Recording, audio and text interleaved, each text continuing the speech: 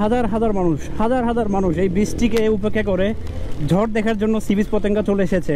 ও মাই god, সামনে কি দেখতে পাচ্ছেন আপনারা?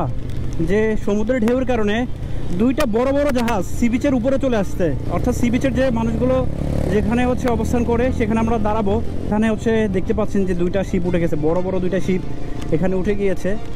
তো চিন্তা করেন যে আসলে ঘূর্ণিঝড়ের প্রভাব কতটা আসলে প্রভাব ফেলেছে এই পতেঙ্গা সি বিচে। হয়তো এখন পানি কম, যার কারণে স্বাভাবিক, বাট যেটুকু দেখতে পাচ্ছি যে এটুকু কিন্তু হয়তো পানি ছিল। মাই গড, কি বড় জাহাজ এখানে উঠে গেছে। এখানে দেখতে পাচ্ছি অনেক মানুষ এটা দেখার জন্য এসেছে। এটা তো দেখে মনে হচ্ছে অনেক পুরাতন জাহাজ, এখানে কীভাবে উঠলো চিন্তা করেন। এই হাজার হাজার টন ওজনের একটি জাহাজ যেটি এখানে উঠে গেল। বিশাল জাহাজ এখানে উঠে গেল কেমনে বুঝি না। এত ঢেউ হয়েছে এখানে, চিন্তা করুন, মাথা থেকে এখানে ঢেউ নিয়ে আসছে। এটা তো বের করতে পারবেন আর।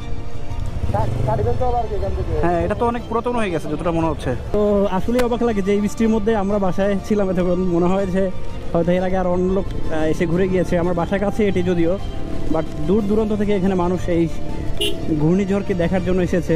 আর কেউ কেউ দেখতে পাচ্ছি এখানে ফ্যামিলি নিয়ে এসেছে, কেউ হাজব্যান্ড ওয়াইফ, বয়ফ্রেন্ড গার্লফ্রেন্ড, ফ্রেন্ডদের নিয়ে ঘুরতে এসেছে।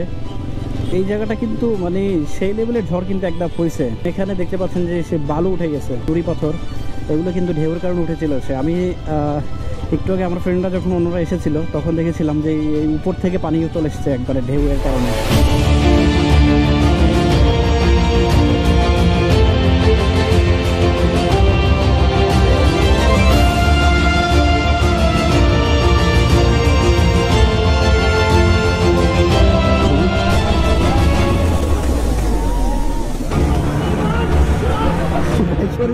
তো গাইস, এখানে পরিস্থিতি মুহূর্তেই হচ্ছে ভয়ঙ্কর হয়ে যায়, যেটা আমি গতবার হয়েছিলাম। পানি নেই, হঠাৎ করে দেখি পানি। সো এবারও একই ঘটনা, হঠাৎ করে সামনে ঢেউ চলে আসলো। তো